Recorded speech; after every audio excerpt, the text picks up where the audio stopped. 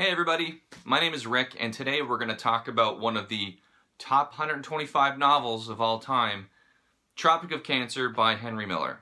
It is on my list of the top 125 books of all time because it made the top 100 list by The Guardian, by Time Magazine, and by the Modern Library. If you don't know anything about my top 125 books of all time project, I'll put a link below.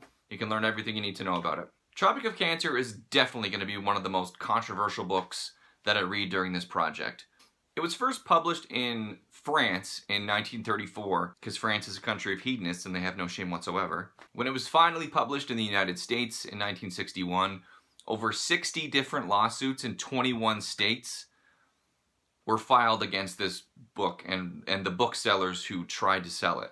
The Supreme Court judge who eventually held that the book was not obscene actually described it as an open sewer, a pit of putrefaction, a slimy gathering of all that is rotten in the debris of human depravity.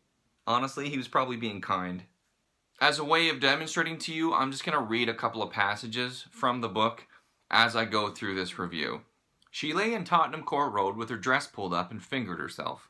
She used candles, Roman candles, and doorknobs. Not a prick in the land big enough for her. Not one. Men went inside her and curled up.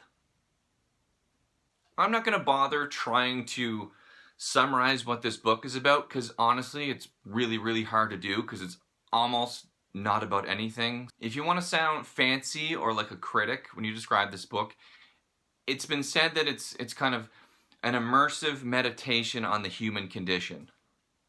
Ultimately, it's about a year in the life of a young American living in France, trying to make his way as a writer and try to understand the world.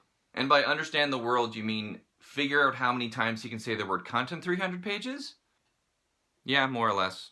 I didn't say anything to Boris about it, but while he was cleaning his teeth this morning, Elsa was giving me an earful about Berlin, about the women who look so attractive from behind, and when they turn around, wow, syphilis! The central character of the book lives essentially in squalor in Paris. He's essentially dealing with hunger and loneliness and the recent separation of his wife. So he basically decides to fuck the entire world. Like, literally fuck the entire world. 300 pages of this character demeaning women, calling them everything under the sun, using some of the most body language you're ever going to read in a book. You think, you poor weathered bastard, that I'm no good for her, that I might pollute her, desecrate her. You don't know how palatable is a polluted woman, how a change of semen can make a woman bloom. This guy has absolutely no respect for anybody. He just, he's demeaning, he's misogynistic, he's gross. I mean, the working title for this book was, I swear to God, Crazy Cock. Like, this is one of the greatest novels of all time, apparently. So how did it get to be like that? How did it become a book that writers of any stripe almost universally say this is one of the most important books that was ever written? Well, you have to understand that Tropic of Cancer is fully entrenched in its context. When he wrote this, between 1930 and 1934, the world was kind of repressive, and there were really strong sexual mores, and there was very clear lines between what you could say and what you couldn't say, and what was respectful and what wasn't respectful, what was obscene and what wasn't obscene. And this absolutely played a part in the books that were written, and more importantly, the books that were published. So Miller decided to write a book that would just blow the doors off of that conversation. He was trying to make a point, from the emptiness that's inherent in sexual conquest to someone's inability to imbue someone else with any kind of humanity when they themselves feel like they have none. But it's just so strongly worded, and the repetition of his misogyny just, it wears you down after like 300 plus pages of this. It just, I see that he had a point to make, but did he have to go so far and go so long to make that point? I'm not sure. I feel like after 100 pages, it's like, I get it. Okay? Like, I see where you're going here. The only reason I finished this book is because I have this top 125 books project. I would never have gone past page 75 if I had just picked this book up. 75, that's the max. I may have put it down after 15 or 20. All through the meal, this patter continues. It feels exactly as if he had taken out that circumcised dick of his and was peeing on us. Tanya is bursting with the strain. Ever since he came back with a heart full of love, this monologue has been going on. He talks while he's undressing, she tells me, a steady stream of warm piss, as though his bladder had been punctured. When I think of Tanya crawling into bed with this busted bladder, I get enraged.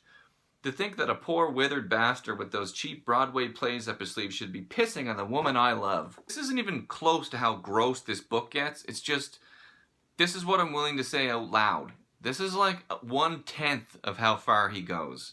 In a video I made last week, I said that there were books that were written for writers and there was books that were written for readers. This book seems to be a book that's written for writers, almost explicitly trying to break the doors open of what is possible or what people can write about. And as a result, writers really, really respect this book. And I can see it from two fronts. One, just from a pure construction standpoint.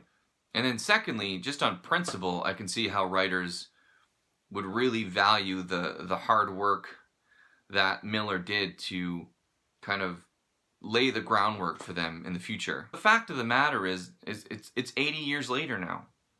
What does this book mean in 2018, and does that match what it meant in 1934? I don't think that it does. So with that being the case, is this book necessary anymore? Does it actually push at what needs to be pushed at? Does it need to be pushed at anymore? I don't know. I feel like this conversation is happening in a lot of more interesting ways now, and not just let's have a guy move to Paris and fuck women and call them everything under the sun for 300 pages. I don't. If he just hadn't gone so far in this direction, it just. But at the same time, like, that's the catch-22 of this book. If he hadn't been so disgusting, would it have made the mark he needed it to make? Would it have done what he needed it to do? At the very least, it is responsible for a fair amount of the free speech that we take for granted now in the literary community. And so at this point, I applaud the book. I am certainly indebted to this book, but that doesn't mean that I have to like this book. And I did not. This was a nightmare to read. There's just no point to a book like this in the 21st century, in my opinion. It's so completely of its time, but that time is long gone. So there you have it, guys. That is Tropic of Cancer by Henry Miller. Thank God that is out of my life. I'm so sick of thinking about this book and now talking about this book. If you've read Tropic of Cancer and you have anything to say, please let me know in the comments. I'd love to hear more from you. If I totally was off base and I didn't get what was going on, I would love to hear that too. Please prove me wrong. I'd like to like this book more than I did. Next on my list of the top 125 books of all time is going to be The Golden Notebook by Doris Lessing. Thanks so much for stopping by and listening to a 10+ minute video on a book that I really, really didn't like. Imagine these bloody no accounts going home from the concert with blood on their dickies.